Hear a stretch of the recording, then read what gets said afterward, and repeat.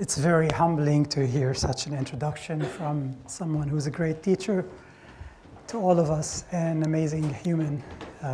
Thank you, Dennis, for the kind words.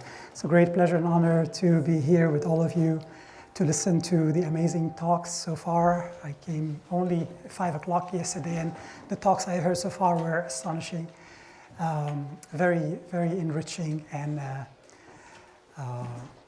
great learning experience. I will be sharing with you a small chunk of my life's work and something I'm very excited about, a bit of context about it. I grew up in war-torn Beirut, Lebanon city, over 14 years. That impacted my life tremendously. So everything I do now is a result of what I lived through that changed dramatically my life, besides the fact that it caused huge turmoil in our family and a lot of health issues for myself. So it's coming from a real place of deep experiences and suffering, but now I see suffering as the training that teaches us things we cannot learn in any other way. So this is a result of many years of learning from life. My journey, given that I grew up in chaos, started with music when I was a child, transcendental meditation when I was 14. Naturally, to deal with the chaos, you have to resort to some sanity or a system to create sanity. And became deeply interested in music and other esoteric fields, Gnosticism, Hermeticism, Neoplatonism, Pythagoreanism, and mystery school teaching, anthroposophy, theosophy, quantum physics, etc. My approach is multidisciplinary. I'm a syncretist. Even though I was specialized in music, but I studied different areas of music, which was a wonderful thing to give me good insight of what music is about and how it can be used differently, having studied music theory, composition, performance, different instruments, different musical styles and cultures. Even though I was trained in classical and jazz, but I also played later on music of West Asia, primarily classical Turkish and classical Arabic music, as a way to study different harmonic systems in the mathematics and sound and so on and so forth. And I'm interested in the multidisciplinary approach to understand many things, the nature of being, the human suffering, why humans are in the human experience. Where do we come from? What do we do when we're here? What's love about? For me, the most profound experience I had in my life. And what happens when we die? What's a mystical experience? How do we find God? I grew up in a place where the war was this called, labeled as civil war. It was not a civil war. But we do know that humans disagree on many things. Religious differences, denominational differences, and politics, and skin color, and national beliefs, etc., so on and so forth. So I'm interested in addressing why do humans go rogue? Why do we create these systems that don't work so well, or they work well in the beginning and then they degrade and we remain attached to them? What do we do with species when it does this and becomes a parasitic force to everything on Earth? How could it be one of the most intelligent species on Earth, the human race, can become so chaotic to a point where a termite colony exhibits more harmony? What happened to harmony? What happened to our sanity? Were we born like that? I don't think so. I think we become evil, we become disturbed, we become chaotic when we have gone through a lot of suffering and did not get a chance to heal, to recover, to rehabilitate. And unfortunately, the world is run by leaders who are suffering like everyone else, but they became busy following the carrot on the stick, busy with mishandling power, which we all mishandle it in various ways, whether the power of money, the power of authority, the power of sexuality, so on and so forth. These are some of the most powerful things. So I'm interested in all these things. I'm interested in talking about things that are difficult to talk about. But please know that my intention is coming from a place of care, place of compassion, understanding, and place of concern to figure out what do we do. It's 3 seconds to midnight. A lot of I'm not a doomist, but a lot is happening in the world in shorter and shorter period of time. We're not getting a chance to adapt all of this. So this is the contextualization. What you will become exposed to is the result of a little over 22 years of research and a lot of my learning before that, and 12 years at university studying different things about music, ethnomusicology, music education, conducting, performing, and composition and theory. All of these things combined with my work with people, over 21,000 people, and I do work with medicines, I like to call them supplements, and I'll tell you why later, in countries where it's legal to do that, and collected a lot of data. I've also done scientific studies and also my direct experiences, which are numbered, whether in meditation, in spirituality, contemplation, psychedelics, and deep listening to sound on psychedelics, or experiencing sound and music. When I talk about sound from here onward, I also combine, I mean music as well, right? Just use one word. So this is life's journey. This is the Flammarion engraving. It was made in 1888. What we see here is some sort of apprentice, a seeker, who's traveled to the end of the world, peeking through the firmament. This is called the firmament in the Old Testament, what separates earth from the heavens. And this person is peeking into very different reality, very different cosmos, very different dimension. This is what we all came here to do. We become distracted by others designing reality for us. Social design, social engineering is real. But we all came to seek the point of being alive and to seek and get to know the divine within, God inside. I don't believe in God, Jehovah, as a male white dude outside of us. This is not what seems to be the real God, according to what we know from so many things, Eastern philosophies, other religions, and book religions have always fought and killed each other, whether Protestant, Catholics, and Orthodox, or Sunnite, Shiite, and Alawites, Muslims and Christians, Muslims and Jews, over that. That's not what we came here to do. We came here, we started doing this because of a dogmatic belief that we somehow created, adopted, and caused us to derail. But we really want to do this. But how do we do that? It's through the wounded healer. I think the wounded healer archetype is the human archetype, not just for those who are being in service. We came here to go through life, to suffer, but to find meaning in suffering. But there can, of course, be great lessons without having to suffer. So suffering teaches us things that cannot be learned in any other way. So I've always been enthralled and curious about what are the things that we need to know, that when we don't know that they're there to be known, and when you know them, many things change. So this is where I'm coming from. Before I zero in on the topic of my talk, I like to come to it from the bigger umbrella. Please know that from here onward, this is something that is so rich. Every slide, every concept, every subject I talk about is so rich that I can easily dedicate an hour or two. I have to be succinct because I have an hour for the whole thing. I will tell you when I reach something that this can be researched further, and I can give you resources later if you want to go deeper into it. This, for example, is something that I dedicate 45 minutes just as a contextualization to zero in on sound and the power of harmony. Fractal geometry, which is what Benoit Mandelbrot discovered. He's a French mathematician. He came to the States and started working with IBM and furthered computing.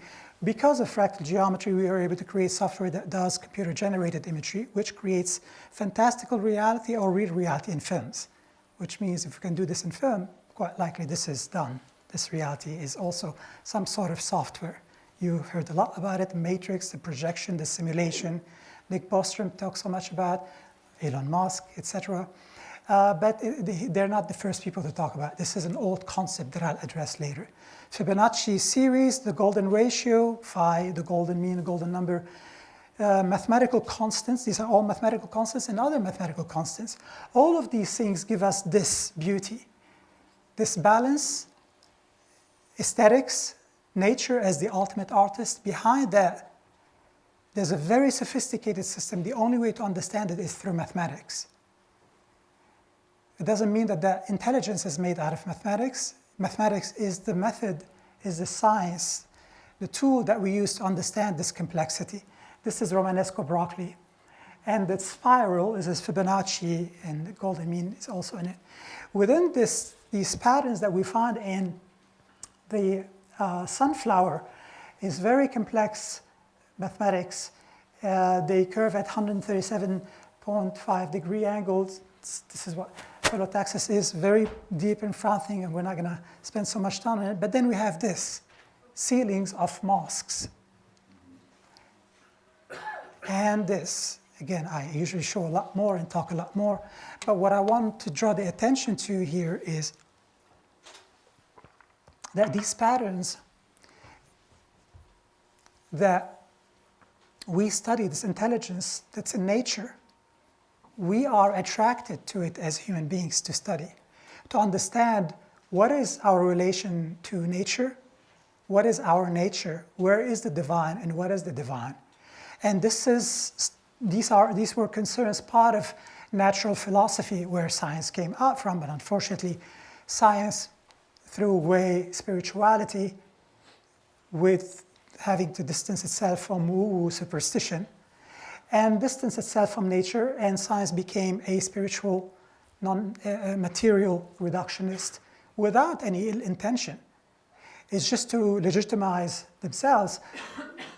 Isaac Newton and his buddies, when they wanted to split from the church and wanted to create the Royal Academy of Science to study science without the church having to exercise its hegemony and telling them what they can research and whatnot, the church said, fine, you can do that, but don't come close to consciousness. Consciousness is a realm that should be kept for religions and mystical sects. Isaac Newton secretly wasn't happy about that, because secretly he was more of an alchemist than a physicist and mathematician. Had the church known this, would have burned him on the stake. So we take these patterns, what symbolize for us God, divinity, and I'll tell you what I mean here by God, and we start to use them, we started using them in religious context, in Judaism and Christianity and Islam, not only in the visuals, but also in the sound, and church bell, and the chants, etc. These are things that were once part of paganism. And as you know, Christianity rubbed away paganism from many things, including the holidays. Christian holidays are pagan holidays. And what were pagan temples became churches. They built churches and cathedrals on top of them. So I'm interested in this appropriation and expropriation of knowledge, and how certain sacred knowledge can symbolize for us God. What does that mean? What kind of God? It's certainly not Jehovah.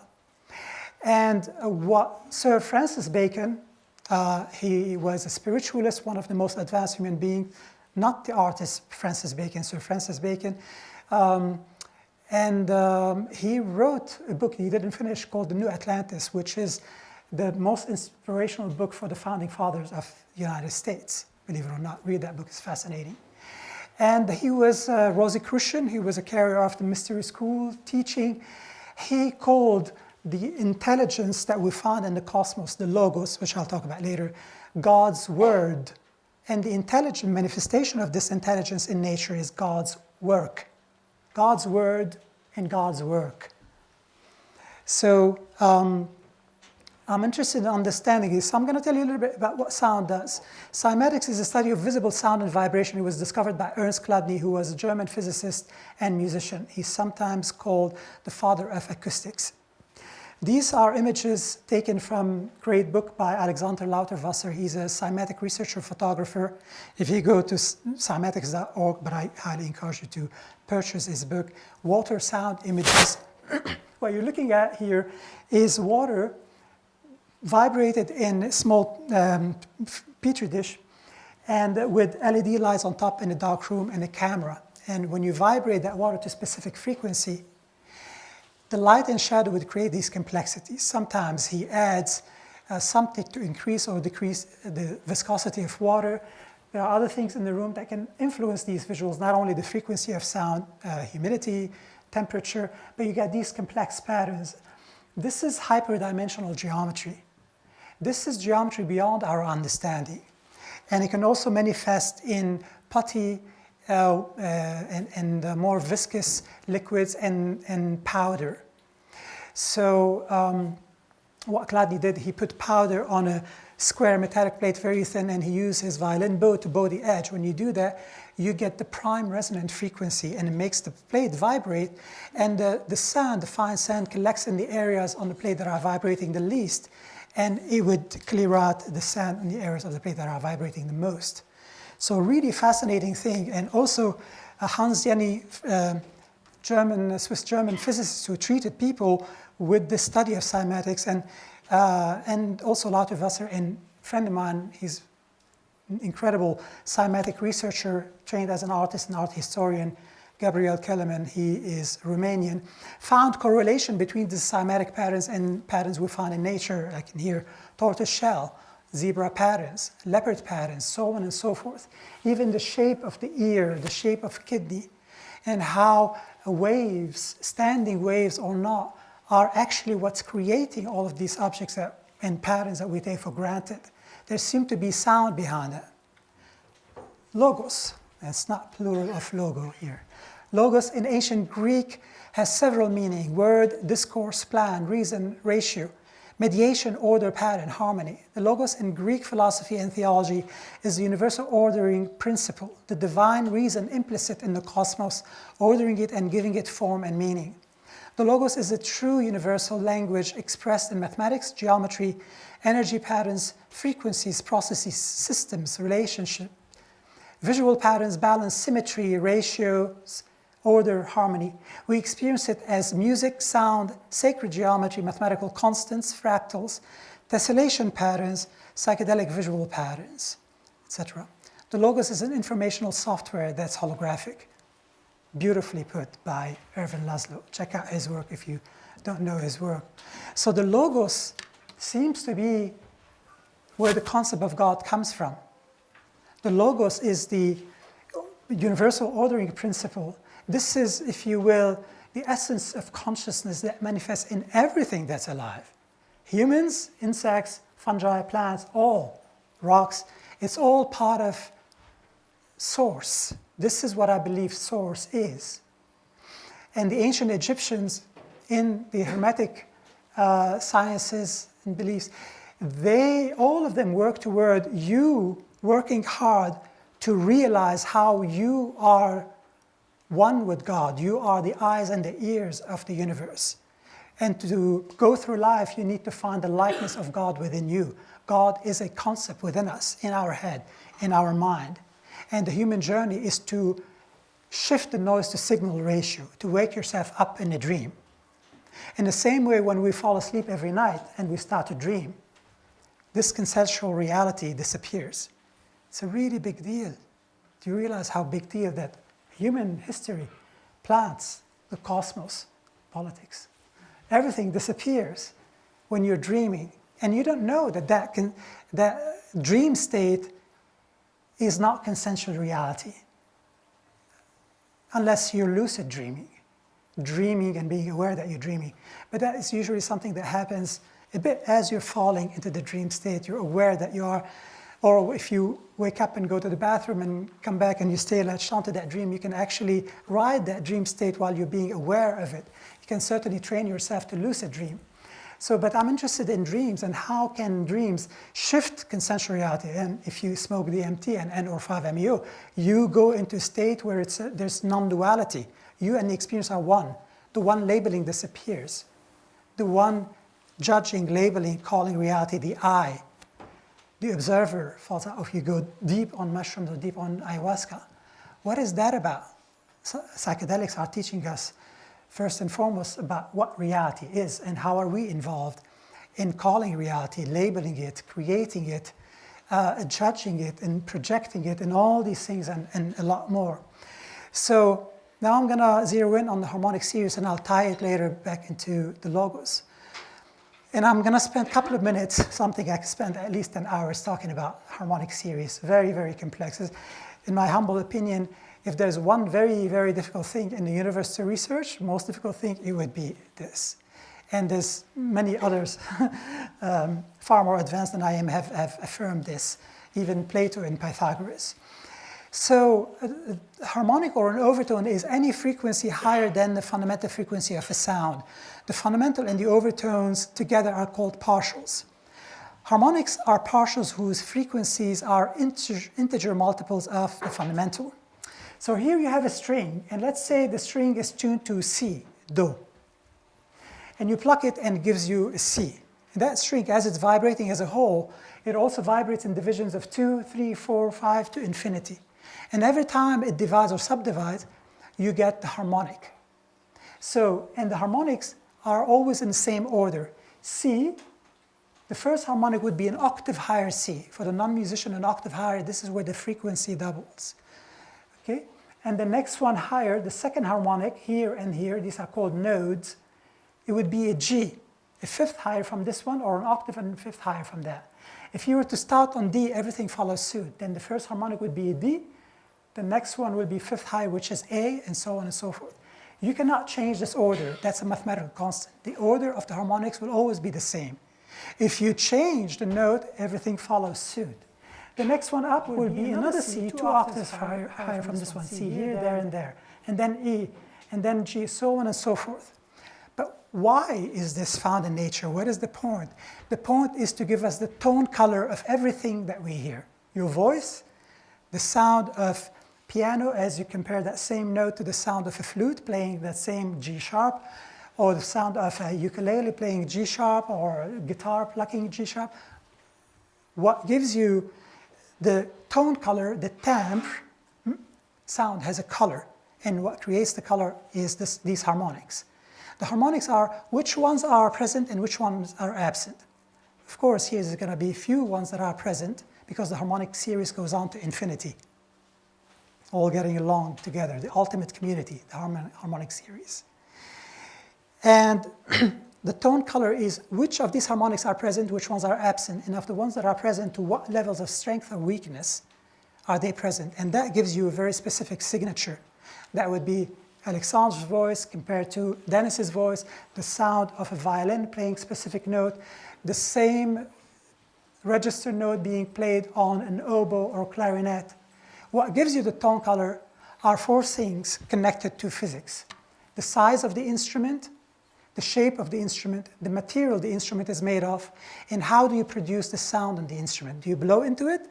Do you blow into a mouthpiece or through a reed, single reed, like a saxophone or clarinet, a double reed, oboe, bassoon? You bow, you pluck, you hammer. That is also involved in the creation of the timbre. Human beings everywhere in the world, in old days or modern days, every time they're involved in any form of sound therapy, they pick instruments where you can clearly and audibly hear these overtones. Gongs, singing bowls, shakers, rattles, didgeridoos, bells, discs, so on and so forth. These are the instruments that are played in what people call sound healing or sound bath. I'm allergic to these terms because they don't truly describe what's going on. They don't involve you in the experience. There's no active participation. They promise you healing, but who's healing who? The sound healer? I like to take these words apart. I call it sound meditation. I did not coin the term, it's been used, but I found it to be more suitable. That means you're doing something. No one is healing you. But it's curious, very curious, that humans following the intuitive intelligence that would gravitate toward using these instruments without knowing anything. What do they talk about? Oh, we're calling on the ancestors if they're using shakers or rattles, or playing instruments that rattle or buzz to project the overtones, like in African mbiras, the thumb pianos. Or the Indian instruments that have buzzing, that buzzing brings out harmonics. Or we are calling the spirits, or the spirit of sound, or we talk about things that are very hard to understand. What does that mean?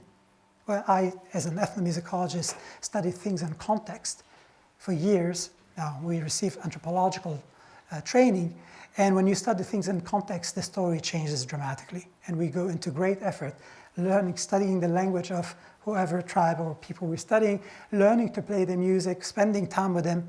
I've done fieldwork over the past 30 years, short-term fieldwork in over 40 countries, studying how people have used sound and music for various ways and trying to understand what's going on.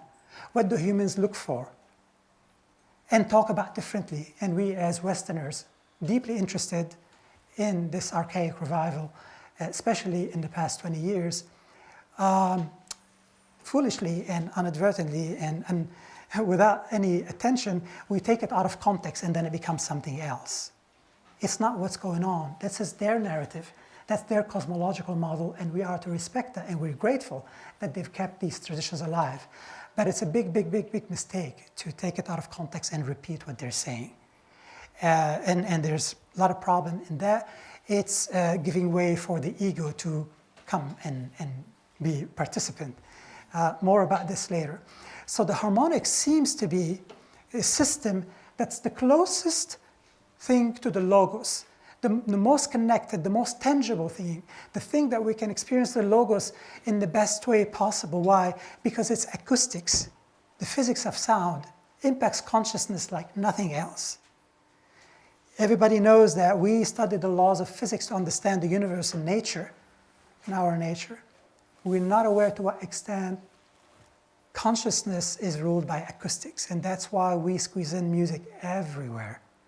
All shamanic experiences, as you know, no shamanic experience happens without sound and music, and very often shamans tell you that the song, the Icaro, is the one that does the healing, not ayahuasca. Ultimately, you need both, and I'll tell you why later. Many people use sound without any substances. Sound is used even when non-psychotropic plants are used. The mantra system, the sutra systems, the Buddhist chants, Hindu chants, paris, indigenous ceremonies for healing, trance, and possession, syncretic religions, candomblé, santeria, voodoo, gnawa in North Africa, music for trance, and weddings, football games, it's everywhere in the power of music. I'm sure if I ask, do you love music, everybody would raise their hand. Why? We don't know why. We are programmed to use music, to use it to create an experience, to unravel consciousness, to understand who we are, what we are, and what else we are that we're not aware of. This is called entrainment. Entrainment is when you are watching a film, and the music in the film influences how you are watching the film.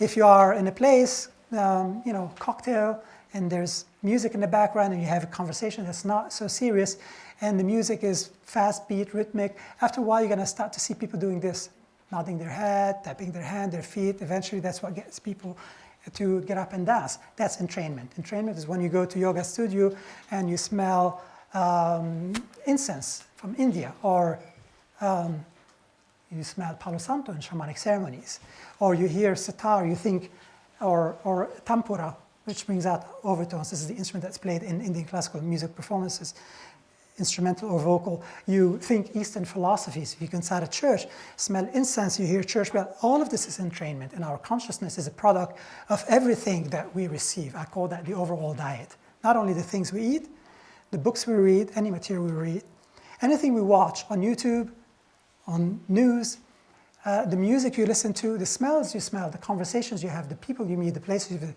Your consciousness is a product of all of that. That's entrainment. Very, very serious work of physics. So never underestimate the power of acoustics on our consciousness, and can be used in a powerful way, in a positive or negative way too, as well. So harmonic series, it's a series of infinite frequencies that are bound together by a series of infinite mathematical ratios. It's about mathematical ratios. Now, the Pythagoreans and the Neoplatonists told us that the logos is not made of mathematics. Mathematics is what we use to understand, fathom, transmit, and experience this complexity. I don't think we invented mathematics. I think we discovered it. If there is one universal language, it's mathematics. And people tell you, oh, but music is universal. Yes, but what is the power behind music? Mathematics. Ratios, to be specific. To give you a brief example, this is C. This is an octave higher C. An octave is a 2-to-1 ratio, division of 2 over division of 1. This is C here, assuming this fundamental frequency is C, and this one is G. This is a fifth, because it's C, D, E, F, G. This is the 3-to-2 ratio. 3-to-2 ratio is a fifth. We no longer follow that system, unfortunately. Why? That system in the West, the Western octave, is 12 tones. C to C sharp to D, all the way up to higher C.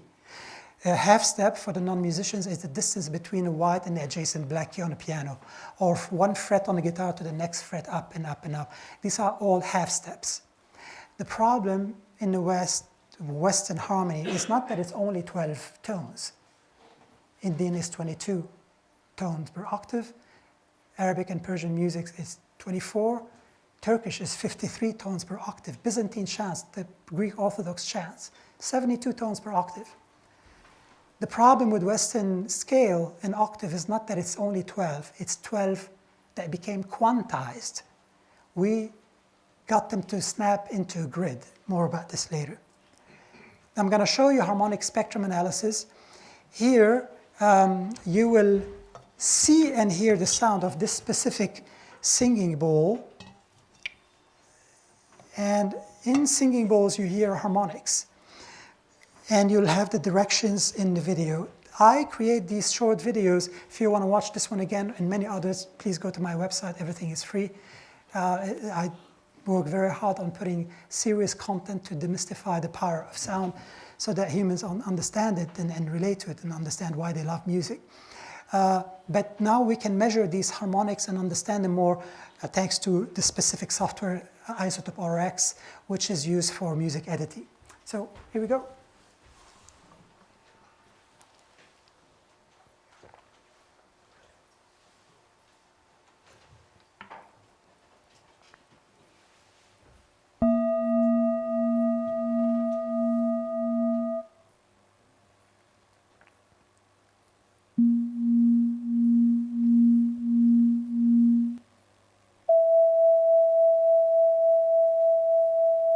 Listen to the pulsation.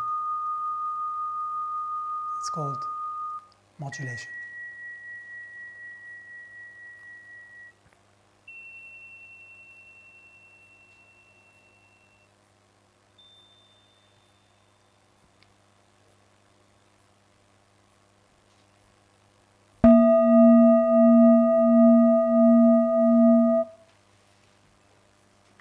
Now I'm going to play a little bit the singing bowl. I'm going to ask you to close your eyes. But before you do that, I want you to focus on three things when you're listening. Later, I will give you a short gong meditation. As you're listening, and try to only listen, but don't think. Just observe. If your mind wanders, which it will wander, you know, the monkey mind, just bring it back to listening. And when you listen to these three variables so that you can pin yourself down to the sound. When you do that, you diminish the monkey mind's tendency to want to wander. Listen to the frequencies, high and low. Listen to amplitude, soft and loud. Listen to the modulation, which is how these frequencies pulsate. Ooh, wow, wow, wow, wow, compared to ooh, wow, wow, wow, ooh, wow, wow, wow, wow, wow, wow. This would allow you to localize it and pinpoint it. And listen to the overall assemblage of all of them. This is pure harmony. This is where the power of all harmonic systems in the world came from. This is the blueprint of sound. This is the most unchangeable thing, that the closest thing to allow you to find God within yourself, or the most powerful tool, actually. So please close your eyes for a minute.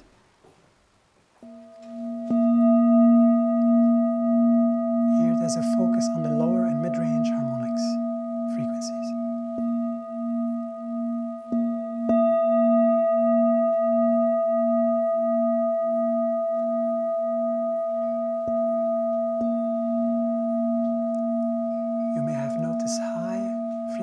That are very soft, overshadowed by the lower one. Now they're going to project a little more.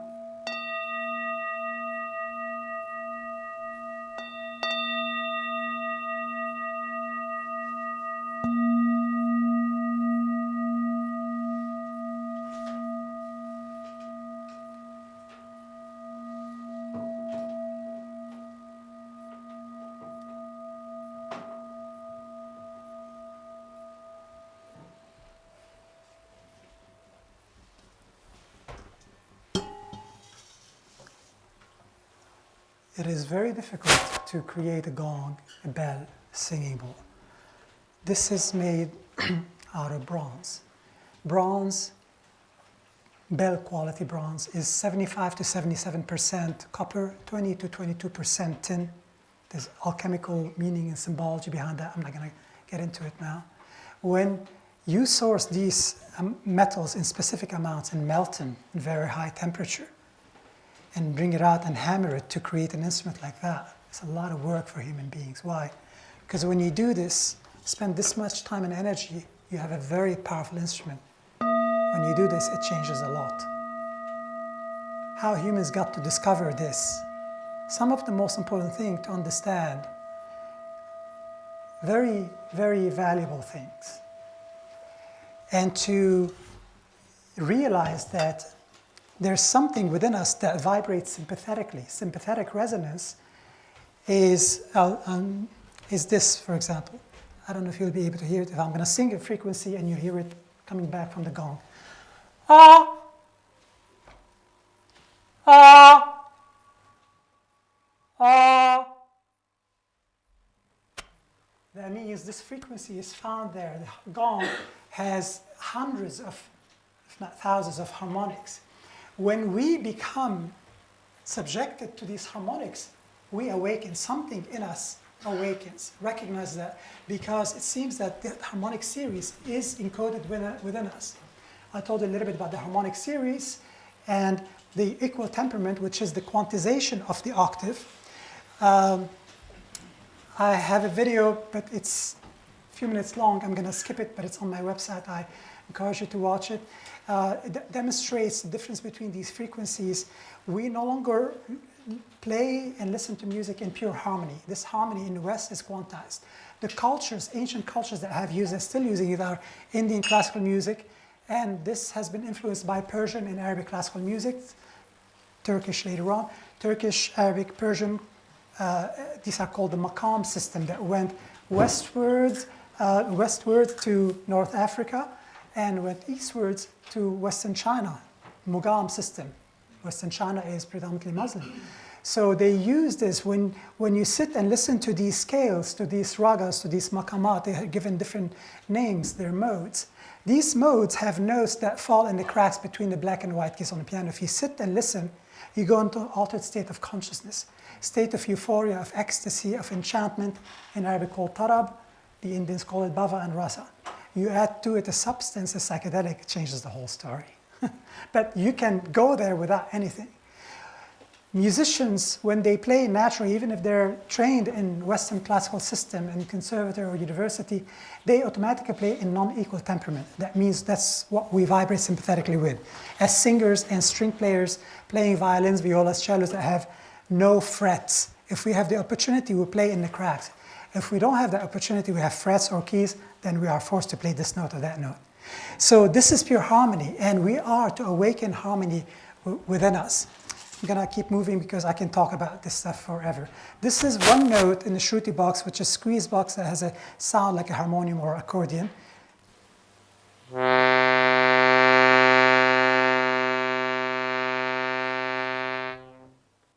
The note that you're listening mostly is the fundamental frequency, but within it there are all these harmonics. On my website, I have a video that would show you the clusters and listening to these harmonics one by one. So this is a gong. They're densely packed.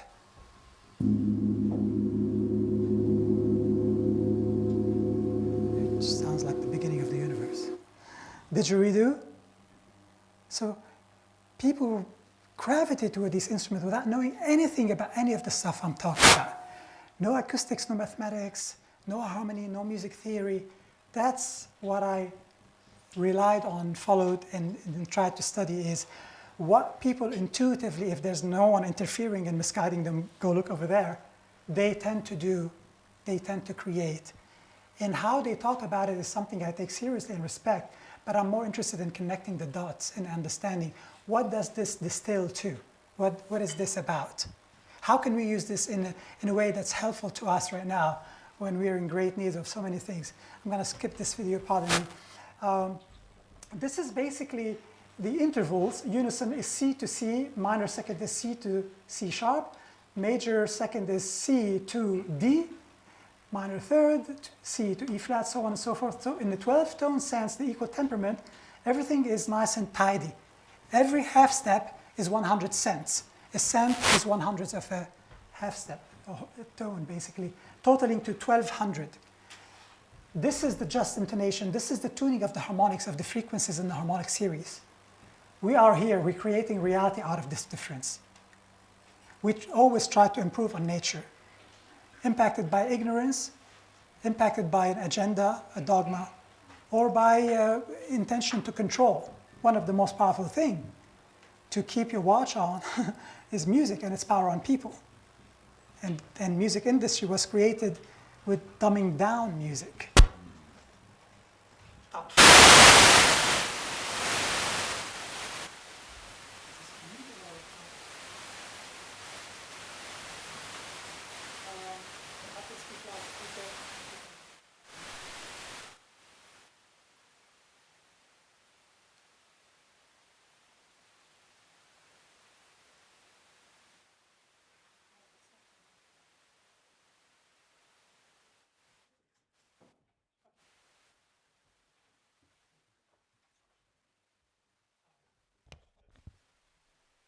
Use this one. Okay, I'll use this one. So this is the tuning of the harmonics according to the harmonic series. This is pure harmony. This is almost like GMO to the octave. Let's try to improve on nature. See what happens for whatever, for profit, for agenda. So we quantize. I'm not saying music in the West is not powerful. It is powerful. I'm not saying it doesn't take you to trance-like state. It does, but not as much as it can, as it's designed to.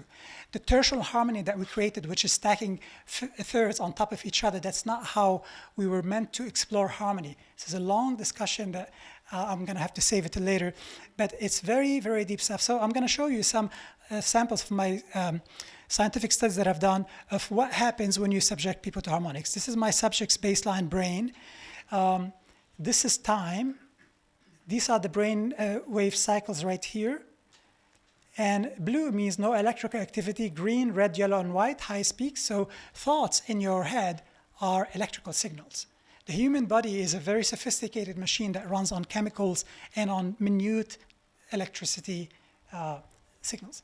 So this is a monkey mind. This is what a monkey mind looks like. She's lying down, electrodes on her head, wearing an eye mask, and that's it. No music, no talking. I play the gong in loud dynamics, and this happens, flattening everything. Shifting the noise to signal ratio. And small Vietnamese gong, also with a lot of harmonics. These are on my website if you want to look more minutely at them. And this is a frame drum. What is unique here is that it's creating coherence between the left hemisphere and the right hemisphere. When people tell you I'm journeying and the shaman is playing drum, or the shaman is journeying, playing the drum, trying to get soul retriever, it's all sound. It's all sound on our brain. And there's a lot to know and experience. I've had mystical experiences with sound and music alone. You have to know how to design it. I can talk about this later if you're interested. Small Japanese bell, high amplitude, and look what happens with low amplitude. This is the limbic system being activated in the mammalian brain, feelings and emotions in low amplitude. And guess what happens when you smell orange blossom water or Palo Santo? Same thing. So when the shaman tells you Palo Santo has a spirit, it means it's doing something within you. I'm going to talk about spirit later on and what spirit can be and how many things spirit is. It means your inner reality is being impacted by whatever you're being exposed to, auditorily, in an olfactory way, visually. But what we seek is harmony. Signal. The harmonic series is the purest signal, the most complex signal. It's the most signal in the universe. It's the thing that can quiet the noise and allows you to understand very important things about yourself. So sound can also affect the autonomic nervous system.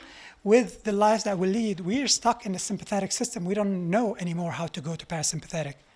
This is where people start to resort to taking Ambien, smoking weed, or drinking alcohol to fall asleep.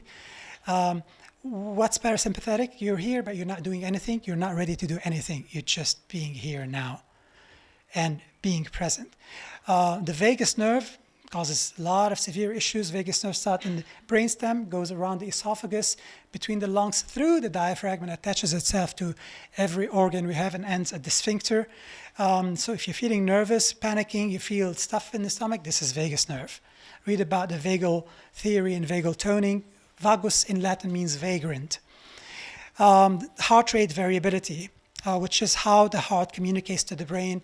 Very important things, and the brain decodes not only how many beats per minute, but how these beats are non-equidistant, like the notes as they're supposed to be, and how each beat has a different amount of decibels, and the brain decodes all of that to understand what the heart is feeling and regulates the entire body based on how the heart's feeling. We talked about this. The esoteric side of sound is very deep and complex. The word, the logos, the concept of God is often related to sound. And the first thing you read in the New Testament, in the beginning was the Word, and the Word was with God, and the Word was God. It must be very significant for you to read it as the first sentence in the New Testament.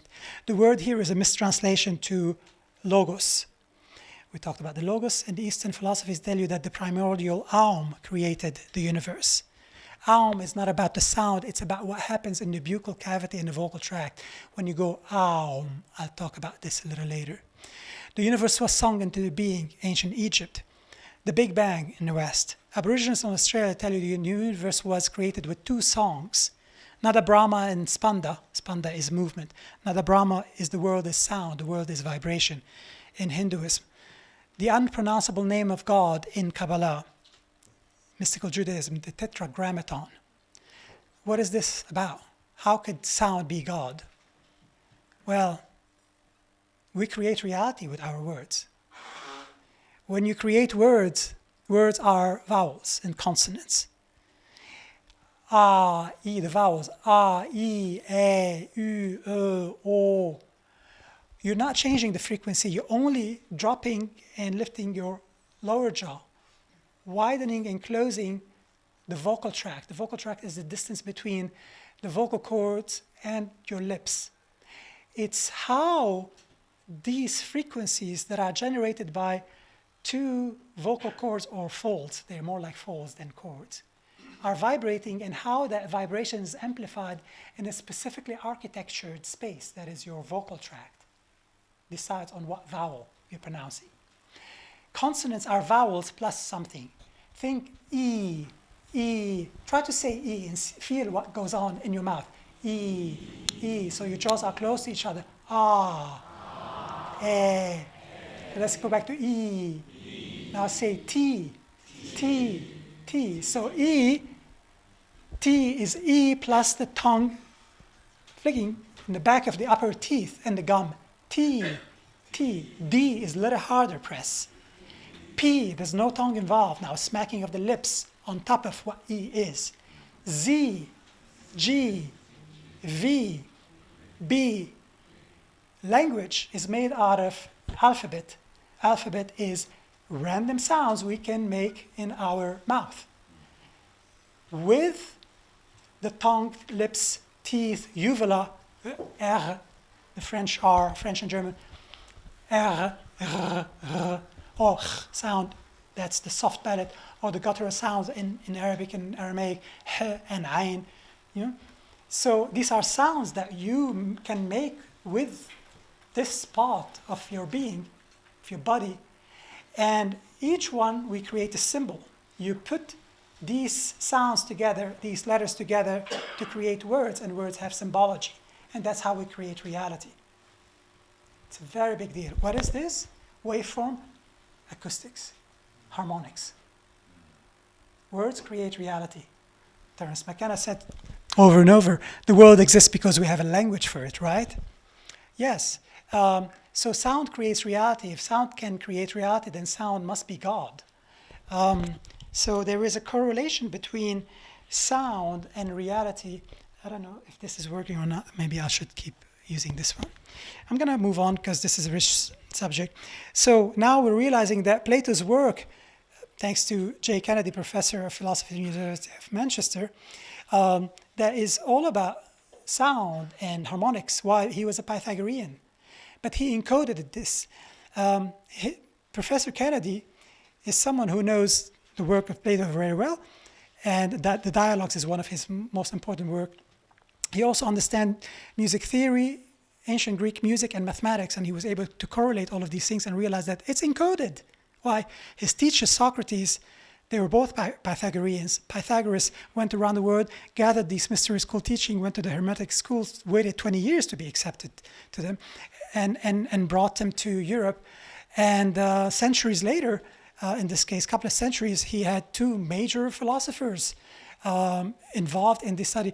But Socrates was sowing in part in the minds of his young students, giving them Pythagorean secrets. The Athenian government didn't like this. He was thrown in jail, was forced to drink poison and commit suicide. Plato wanted to transmit this knowledge in the most inconspicuous way to not die. So many artists did the same thing. Stanley Kubrick is another one, Shakespeare, or the man behind Shakespeare, or the team of people. It's another theory. This is another thing that sound can do. We find a manifestation of an intelligence use of the psychedelic, mystical, and spiritual aspect of sound in the following ancient and contemporary religions. Each one of these can be a presentation, several hour-long presentation, but I'm going to zip through this. Just look into this if you're interested in going deeper. Eastern philosophies, chants, mantra and sutra systems, shamanic societies and their use of sound, mystical and spiritual sects, culture, harmonic systems and styles. I talked about this in the old systems. Syncretic religions as well. I studied a lot of these systems, participated in experiences in ceremonies, and there's so much to talk about, but unfortunately, I don't have the time to cover it. When you speak, you are using sounds you make in your mouth, creating a specific architecture, and that architecture comes out of your mouth as a specifically, uniquely shaped blob of sound, and that travels to the ears of the person to create reality. It can travel directly or can bounce on the walls and the ceiling, giving them notion of space, and reality is created inside of you. When we speak our ethos, a distinguishing quality, character, personality.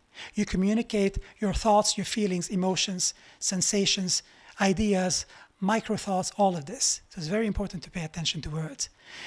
When it travels and we hear it, it creates pathos. That's how reality is created, according to what I understand so far. And the two of them are involved in the creation of our mythos, our narrative, our story. When we take psychedelics, we're changing our story. Everything is connected to the logos. Logos, ethos, pathos, mythos. I can easily spend a week talking about this stuff. Yeah.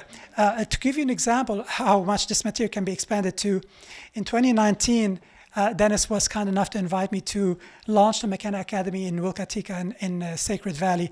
I gave 12 keynote presentations about these materials, 2 to 3 hours long each, 14 workshops of transmitted knowledge and experiences, and 2 assisted sound meditations, one with ayahuasca and one with mushroom, as a direct application to this knowledge. I'm interested in this 3-part, I think, contextualization, giving people the tools, but the knowledge of how to use the tools, because you can do many things with a hammer. Depends on how much you know. The more powerful the tool is, the more knowledge, awareness we need for that. And you can destroy things with a hammer, you can build things, you can kill people. So I'm interested in contextualizing things, giving people, transmitting a lot of things, so that they learn how to apply them in a direct experience. And then what I'm interested in is, let's talk about what happened. What can you say? How are you going to process and integrate that? How are you labeling what happened? Are you using the proper words? And most of the time, people don't use the proper words to talk about it. The general thing is to use stock of words and expression, because it's really hard to describe what happens in ayahuasca. It's an experience. We often resort to, oh, grandmother healed me and showed me, and next thing we anthropomorphize things, project human quality onto things outside of us. That's not good at all. Shamanic societies do that. We respect that. That's their cosmological model. But we cannot do this right now as Westerners. We have a responsibility. Yes, it's great that we are interested in learning from these indigenous systems and practices, that they've kept them alive, and we honor them. We are immensely grateful. But it's a crime against humanity to take their narrative outside and repeat the same thing. I take apart. Thank you very much. Thank you. With all due modesty, I'd like to bring awareness to the way we use language. We call them plant medicines. When we take mushrooms, we're not taking plants. That's fungi. We all know that. Fungi are closer to animals than to plants. And LSD is good medicine too. MDMA is as well, in the right sets and setting and right handling. Ketamine is as well. None of these are included in plant medicines. I do recognize the immense power and usefulness of plants and the immense intelligence, of course. But we should not make the assumptions that this intelligence is having an agenda to heal us. That's a projection. That's something that humans who are disempowered sold different systems, sold God outside of them, neglected and given different reality to pursue. All of this is a byproduct of all of that. We need to wake up to this. For me, the healer is not the person facilitating for me. I am the healer in the experience. I call myself a facilitator. If you absolutely insist on inserting a healer in that, healing facilitator is fine. But let's let go of titles, gurus and shamans, because we don't know what they do, but reality is different in that cosmological model. So let's create our own modern form of shamanism without calling it shamanism, informed by philosophy, by science, by Eastern philosophies, by Gnosticism and Hermeticism, and what other shamans and shamanic societies elsewhere in the world do, because there's no bar exam that they take that they all do the same thing.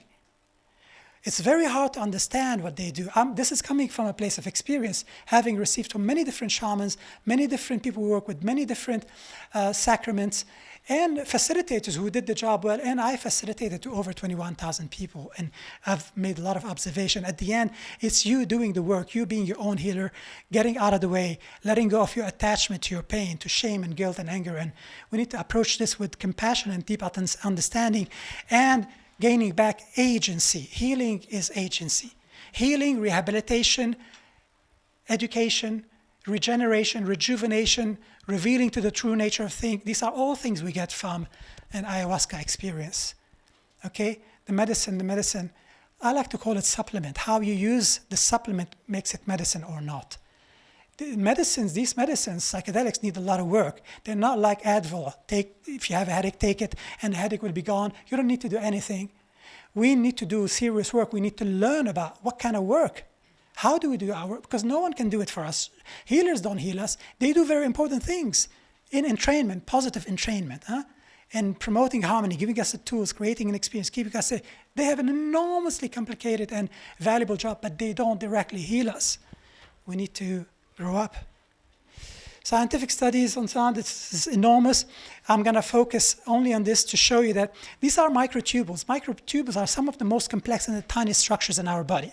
You find them in neuron cells. The microtubule network is very complex. Microtubules can be 2 to 3 nanometers wide. In this study by Stuart Hameroff and Sir Roger Penrose showed that there's a quantum vibration in the microtubules when people are exposed to non-equal tempered music. Here, with their limited lingo, they phrase it as such.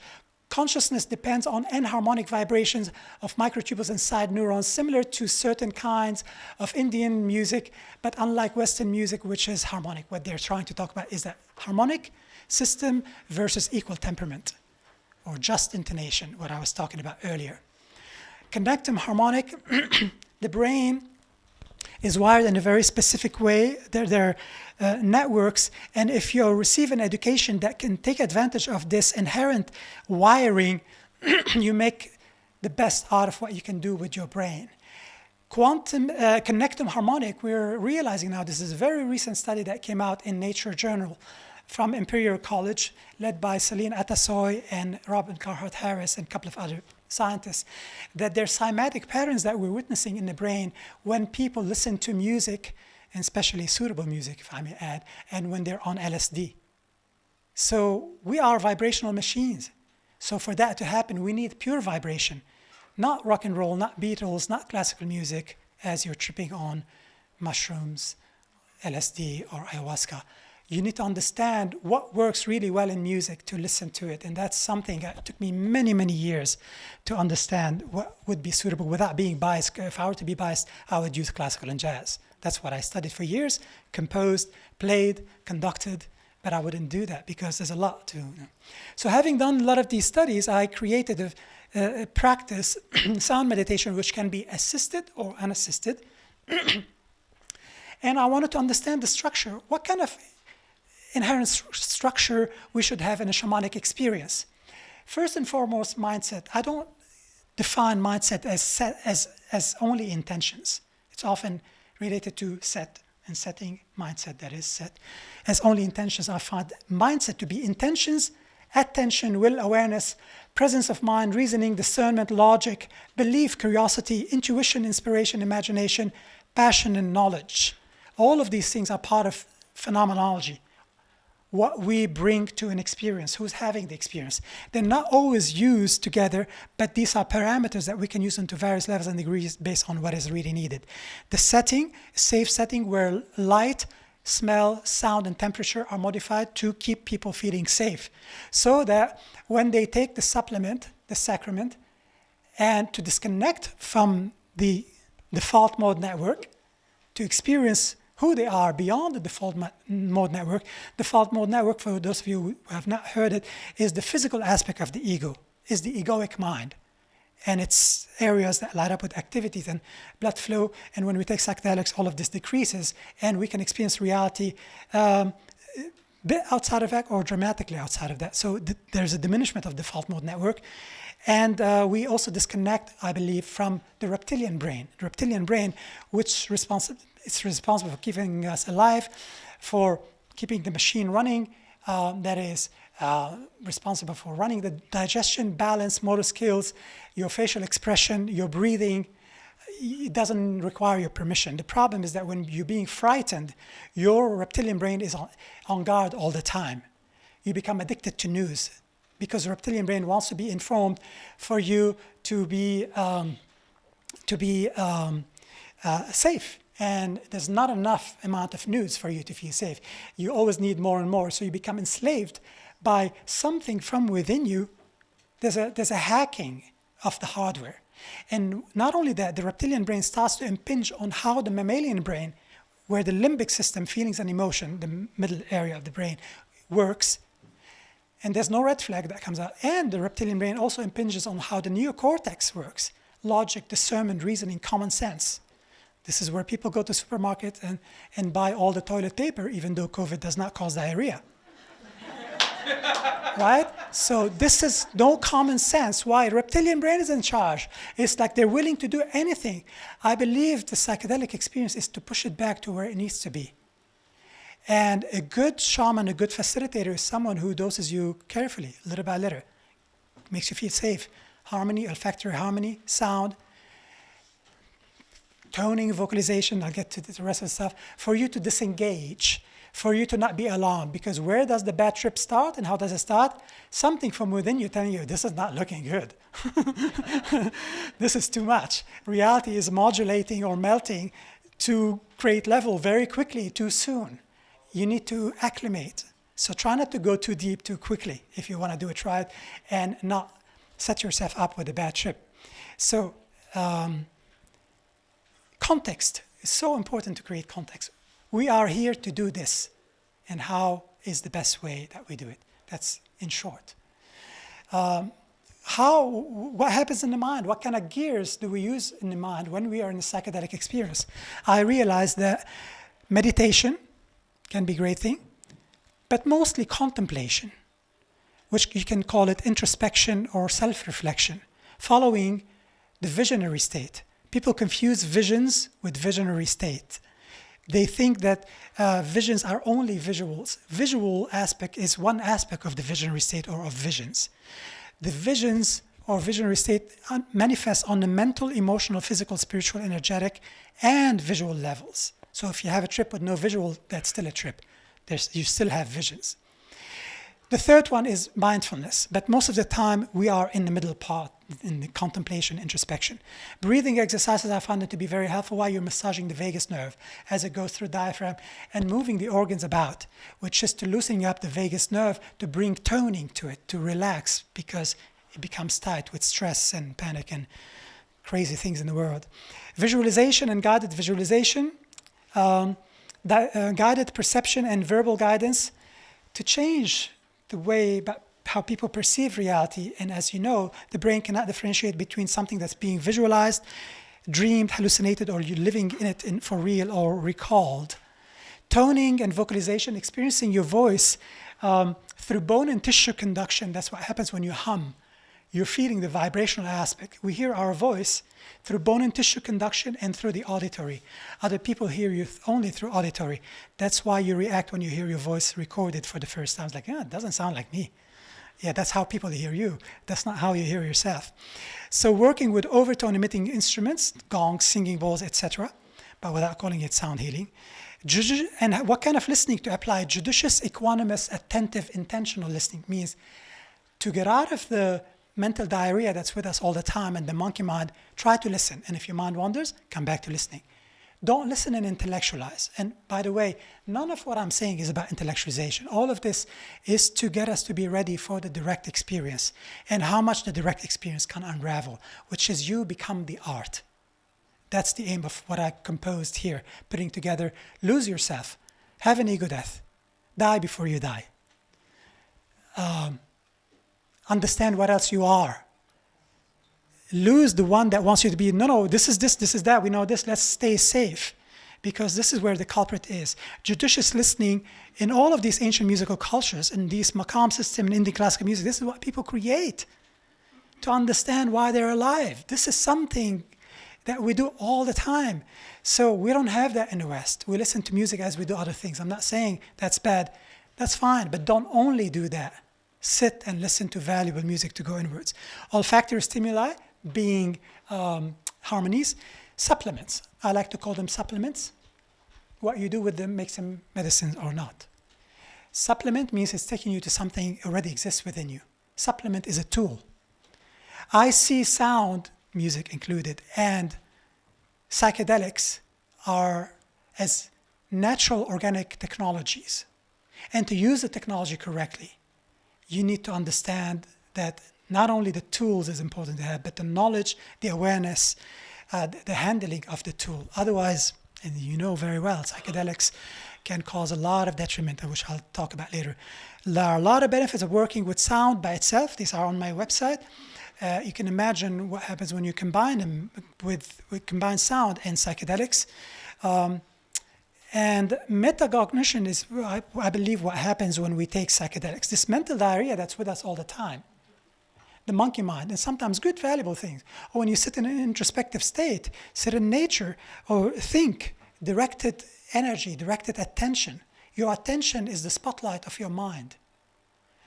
So when you direct this, you can get to deep insights and knowledge within you. That's metacognition. When you take psychedelics and you know what to do with them, I believe you're experiencing metacognition on a whole other level, that it becomes the visionary state. But not only in your head as only mental, emotional, physical, energetic, spiritual, visual at the same time. That is also telling us about the true nature of reality. We live through an experience in an embodied way. We're not thinking about it. We're not just feeling. We're living it. That's metacognition, which is the awareness and understanding of one's own thought processes. Why? To reach Gnosis. The word Gnosis can refer to the knowledge we acquire through our own experience as opposed to knowledge that we are told or believe in. Gnosis is conscious, inner, intuitive, experiential knowledge, imaginative knowledge, not merely intellectual or conceptual knowledge, belief or theory. The term is synonymous with the Hebrew Da'at from Kabbalah, the Sanskrit Nya or Vidya, and the Tibetan Buddhist Rigpa or Prajna. Gnosis is knowledge of the heart and not analytical thinking. It is knowledge of how to extricate oneself from this world. Gnosis is not an intellectual wisdom. It is knowledge experienced through feeling, knowledge from the unconscious. I know, I don't need to believe, Carl Jung. That's the inner knowing, that's knowledge, that's Gnosis. inner knowledge. It gets more complex. Gnosis, non-conceptual direct knowledge reached through personal experience of the divine truth. Episteme is conceptual knowledge reached through reason and investigation. These two things are related to the study of trivium and quadrivium, if you know what that is, related to epistemology, ontology, and phenomenology. These are so important to study when we use and study psychedelics. Because psychedelics, the word psychedelics, as most of you know, is manifesting the mind, revealing the soul. For me, it's one of the best terms. I don't like plant teachers. That's anthropomorphization. Yeah, they do teach you, or the compound teaches you. Because if you take psilocybin made in a lab, there's still a journey. Where is the plant, assuming fungi are plants? And if you take 4-ACO-DMT, there's a mushroom trip because it's hydrolyzed to psilocin. And psilocybin is not the one that gives you the trip, it's psilocin, 4-HO-DMT. So people nowadays, when they take mushrooms, they tell you, I'm taking psilocybin. No, you're not taking psilocybin, you're taking mushrooms that have psilocybin, and it's not psilocybin. So people use words flippantly without the awareness that this can create a different reality. This is something that we need to take apart, and sometimes it's not a big deal, but sometimes it is a big deal. In music, taste, knowledge, and awareness and experience are connected. Very, very important thing. When you use the word spirit next time, think about the following. That's a word that comes from Latin, spiritus. The root word is spiri, which means breath. Spirit in English has 25 different definitions. Not a good word to use. You're communicating in nebulous ethos, and it's creating a nebulous pathos. You're ensuring that the other person is leaving it up for grab to define spirit in whichever way. Why do we do this as Westerners? Because we lost spirituality. We don't know what spirituality is. We are desperate, latching on everything, going, oh, this is spirit. Oh, this is also spirit. Oh, spirit told me to come here. And spirit saved me. Spirit taught me. Really? Where are you in the equation? So this is coming from someone who is deeply spiritual. And that's why I'm taking these words apart. I'm making an observation and not a judgment. I'm just raising awareness to the consequences of using words flippantly, loosely. Okay, we are a species who lost balance between the inner feminine and masculine, yin versus yang. We neglected the feminine in men and women in general, and the ultimate feminine archetype, nature, the mother. Why? This happened in the switch from matrilineal society to patriarchal society, and was asserted and furthered by book religions. I have my theories. I can talk about them later if you're interested. I gave you a bit earlier about what I think. I want to address this before I come to close. The pitfalls of working with powerful tools. Very important to address that. Powerful tools such as psychedelics, knowledge, power, sound, ego inflation, spiritual materialism, spiritual bypassing. If you haven't heard of some of these terms, I coined them, especially the last one. Spiritual superiority, latent narcissistic spirituality and spiritual narcissism, latent narcissistic shamanism, or latent narcissistic humility, pathological altruism, boasted humanism, messianism, cultural appropriation, imitating without understanding, delusional behavior, virtue signaling, and something I coined called monobiblosis, the disease of becoming an expert after having read only one book, had one ayahuasca journey, read one bad website, listened to one podcast. So we need to create a dialogue around what psychedelics can do. We're not addressing these things, fearing that we may be judgmental. As Chogyam Trungpa Rinpoche said, compassion is not always about being kind. It's about being creative enough to bring in awareness to a person. And we're avoiding that. We're trying to be politically correct all the time. I believe that these stories that you hear coming from the ancient, that there's a parasitic force, energetic parasite, that plaguing human consciousness is real. In the beginning, it seemed like woo-woo to me. But as I went deeper into it and as I studied what parasites do, and I'll give you an example a little later, I'm going to give it to you now. Single-celled organism like Toxoplasmosis gondii, when it infects a rodent, a rat, or a mouse, it takes over the fear area in the brain, and this rodent starts to smell where the cat is following it, and eventually gets eaten. Why? Toxoplasmosis needs to go back to the host to reproduce, and the cat is the host. So it uses the rodent as an Uber. Pink flamingos are not born pink, they're born white. They eat shrimp that's pink, but the shrimp is not born pink, it's born translucent. When it's infected by a parasite, it turns it orange-pink color so that it can be seen in water.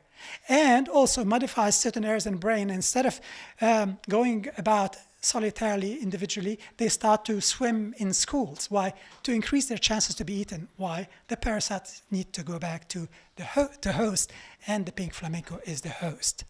So nature is full of thousands of such examples. Robert Sapolsky has done a lot of work. There are many books about them and great YouTube videos. So maybe we need to think about this. Maybe it's real. The rodent has a mammalian brain, similar structure to our rodent. Of course, we're more evolved and advanced and intelligent. But if a rodent is infected and doesn't know that it's infected, just like sophisticated computer can be infected by a virus and not know that, we can be. Otherwise, how do we become so destructive, so inhumane, so fundamentalistic with our thinking and mishandling power, seeking power over consciousness? On top of that, there seemed to be a main archetype that's polar opposite of Christ consciousness, Buddha nature. This comes from Zoroastrianism, Ahriman, which is the concept of Satan. But Ahriman is now manifesting in form of mindless technological advancement, scientific materialism, transhumanism, misuse of AI, misuse of technology, and it's dehumanizing us. And according to the Gnostics, who talk with very sophisticated language about what these archons do, is that it simulates reality. It gets us to use our own potential, our own agency, our own power, intellect, and everything that we have within us to create harm and not know that. And even when we know, we can't stop it. There's a lot to think in that direction, I believe. And Ahriman now is rampant because they are turning us like them. That's what the Gnostics said. Inhumane, android-like, separated from nature and creating chaos. Anyway, well, that's the summary of my talk. Thank you.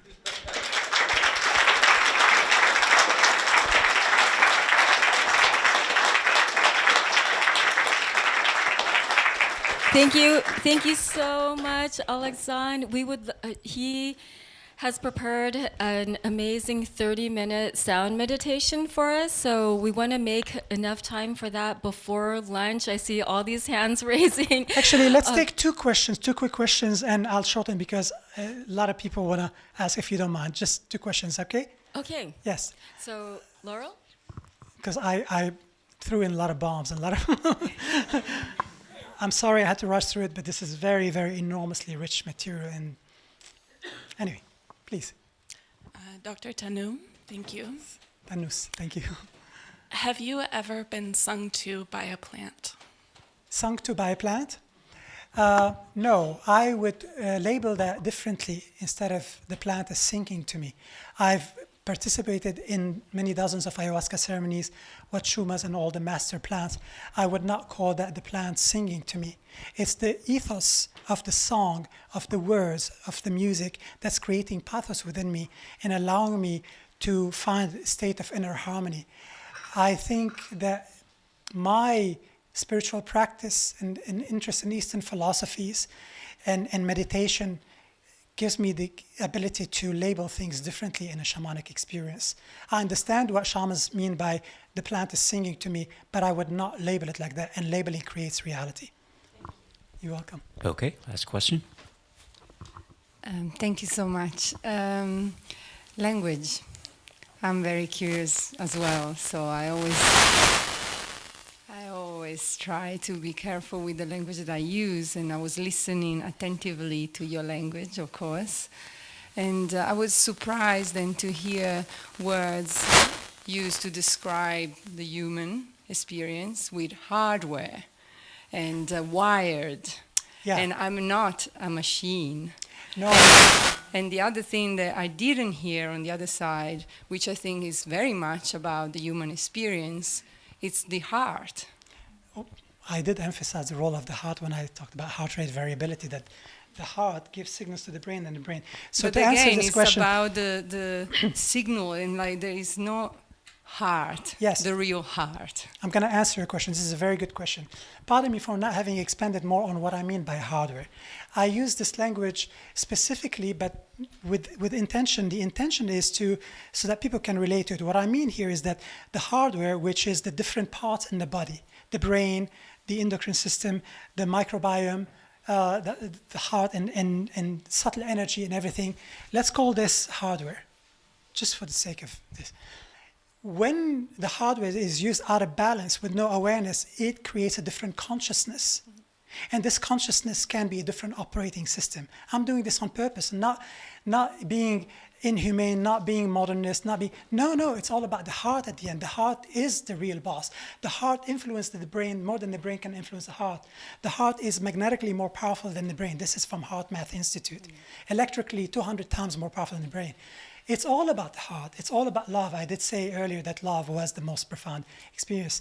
So I do emphasize and value these things. I don't mean to take away the magic and take away the emotional state. It's all about that. And I do realize that the root cause of all of our issues is the lack of self-love. And love is what's about. Love is harmony. The most profound experience of my life was with cosmic love on an ayahuasca experience in Harlem with a non-shaman, and I've had many in the Amazon. So it's about going back to where we come from. It's about demystifying the nature of being, and at the end there's love. So maybe one last question. Sorry, but I don't think you answered my question. Okay. As if I might, if I can. I totally understand what you said. But I'm saying if language is creating our world and we keep using, even consciously, hardware, wired, machine, this computer, then we're still reiterating exactly the reality that we are saying, we don't like this. Okay. And so, yeah, I find it upsetting. And These words are arriving here and I feel disturbed. Okay. It's your choice to be disturbed. I'm sorry that you're disturbed. Thank you. It's not my intention, as I mentioned earlier. My intention is to bring awareness, and we are people who use hardware and software all the time. So people, and I heard that from many people, that they appreciated this fact that I compared it to technology because we work with this all the time. This is part of who we are right now. So for us to relate it, to understand it, we need to relate to them. I can talk and use very advanced jargon from Eastern philosophies that people would not understand and may make me seem condescending and using very sophisticated and unneeded jargon. But trust me, we are working toward the same thing. I just approach it differently. And this whole work is about the heart and it's about expansion of consciousness and unity and harmony. All right, Thank so you. You're welcome. So we're gonna wrap things up, and I'm gonna use the gong. Thank you.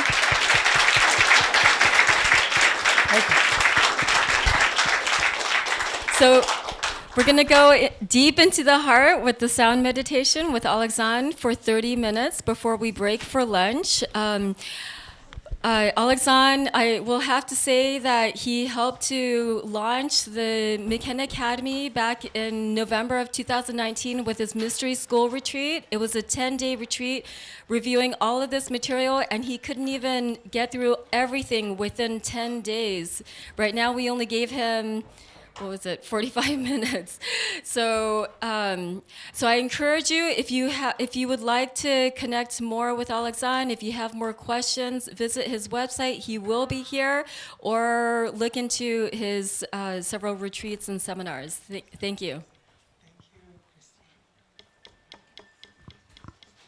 So for the next segment, I'd like you to sit with eyes closed and just listen. As I mentioned earlier,